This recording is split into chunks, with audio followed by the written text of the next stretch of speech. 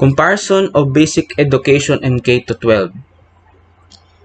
This study focuses on about the comparison of basic education in K-12.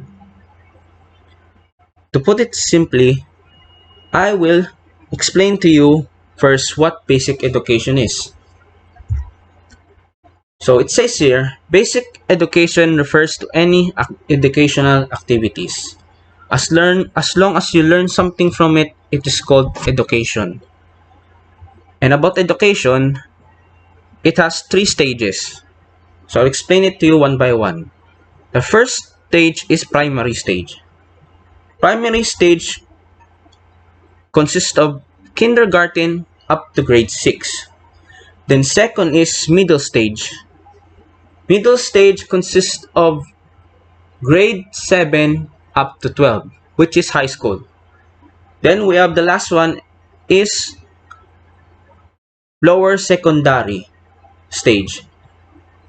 Lower secondary stage has only 2 grades, which is grade 11 to 12. And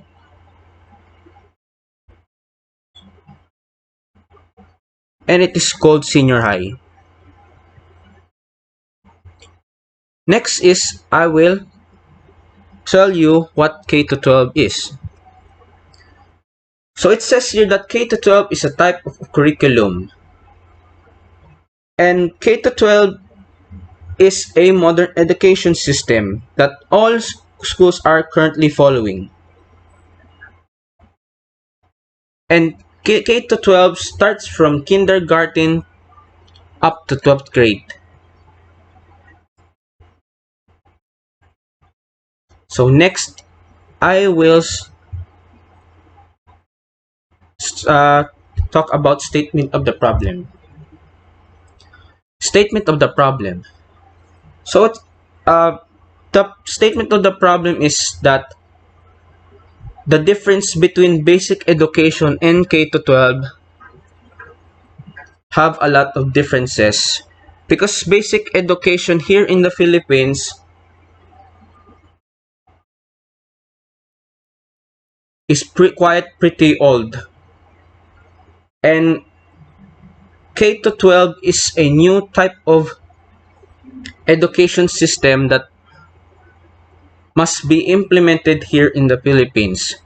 Many provincial areas in the Philippines are currently not having or following the K-12 system, which a lot of students are missing out. Next is significance of the study. So in this study, first it must be important that we do something about our education system, because as I said in the SOP, our education system is very old, and so many students are currently missing out the new stuff from the K-12 system. And some have mixed opinions about K-12, because in K-12 there are 2 more extra years, which is senior high school, and some students cannot afford another 2 years. Instead of going to college for what the courses they want, they have to first go to senior high. Next is objective of the study. So this study's objective is to determine if it is best to switch to the new system of K-12, meaning is it the right time to put the system of K-12 to some provincial areas that don't have K-12. Second, if they are ready for the new system of K-12 to be implemented.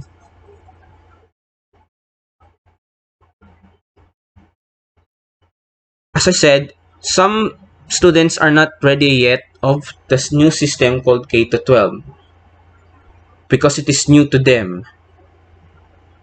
And third is if they have expenses for the new system of K-12. As I said, 2 extra years will still costs more for those who are poor or are in need.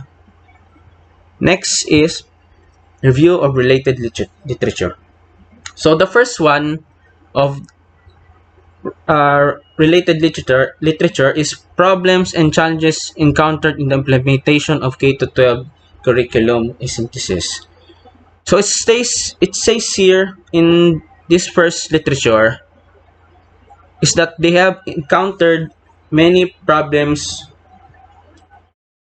in K to 12 at the first stage. Second is comparison of basic education by Joko Sarbi. So first, they have problems also too in the rural areas or provincial areas when it comes to education. While in Metro Manila, there aren't many that problems because they have the government they have the government. Next is, should I stay or should I go? It is a study about asking us that about the K to 12. Is it good that should we implement the K to 12 system to some areas that don't have the K to 12? Next is hypothesis. So this study not only focuses on improving the education of the Philippines, it also focuses on giving opportunities to all the students that are still stuck in the basic education. Next, data collection. So the method of my data collection is through interviewing, through social media, because in this current times, I can't interview them personally because of pandemic. So I cannot afford to risk their safeties. So in data analysis, all the data I collected through all these interviews is that they have mixed opinions when it comes to K to 12.